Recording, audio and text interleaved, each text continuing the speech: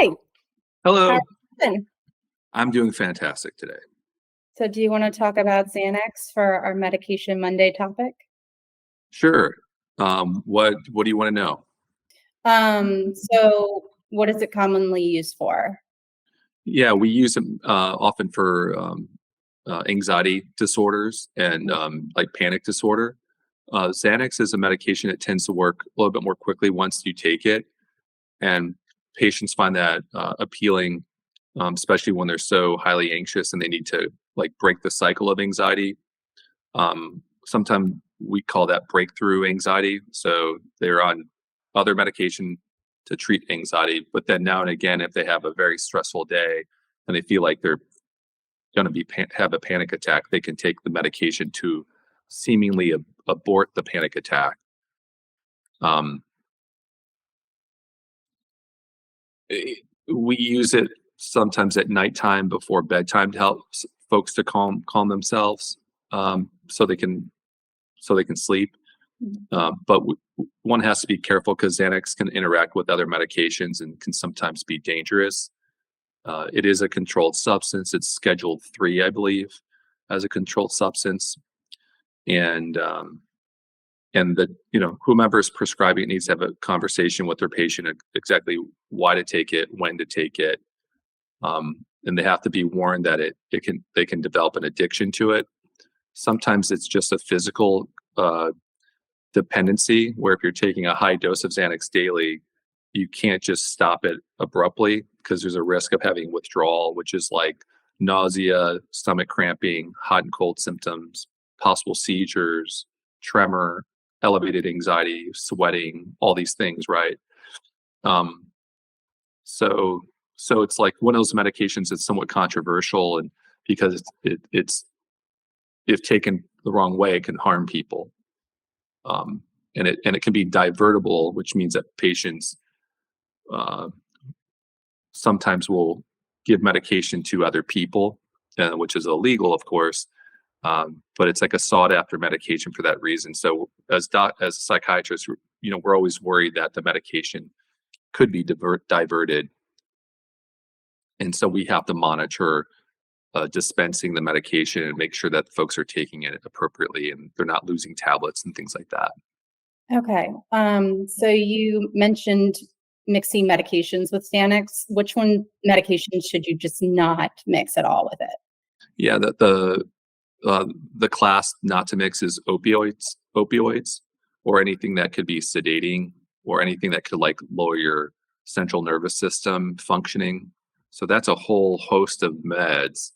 It's better answered by the doctor that's treating the patient, probably.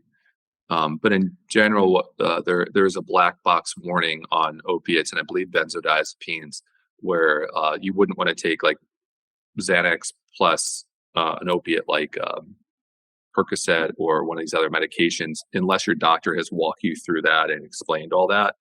And the main reason for that is um, opiates can lower your respiratory drive. So it's kind of like your body doesn't pull for a breath.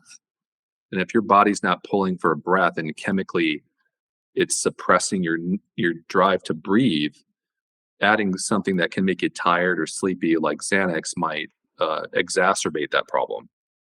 So my message is not any one of these medications are technically bad. They just need to be expertly prescribed, and patients need to know the risks of these medications before taking them. Okay. So how long does it take to work and how long does it last for? Yeah, so benzodiazepines as a class, like say that's an umbrella class of medication. Alprazolam is a shorter acting. Alprazolam is Xanax is shorter acting, meaning the time it takes for your body to process it and metabolize it and kind of neutralize it is a lot shorter than some of the other medications. So Xanax usually it kicks in within half an hour or so, and it lasts for a few hours. Um, and then the next medication that lasts longer than that would be lorazepam or Ativan. And then beyond that is something like clonazepam or Klonopin. And then beyond that is probably like Valium and Librium. And so as doctors, we're kind of like acting as brain technicians, where somebody sometimes needs a shorter acting medication, or they need a longer acting medication. Now, why is the reason for that? Sometimes you want to use a shorter acting medication so that somebody's not feeling groggy the next morning. Say they take it at nighttime and they don't want the medication lingering in their system. Or we have folks where we actually want medication in their system for a bit longer, because they have so much ups and downs in their anxiety, that we will then use a longer acting agent like Valium. Mind you, though, a lot of these medications are prescribed alongside non-habit forming treatments for anxiety,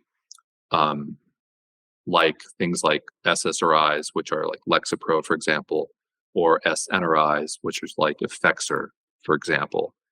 So if somebody's just taking Valium or Xanax for anxiety, and they have like chronic anxiety and they're having to take those every day, it's a good idea to talk to the doctor about alternative treatments that are less habit forming, that are less risky in general, if they've never tried those.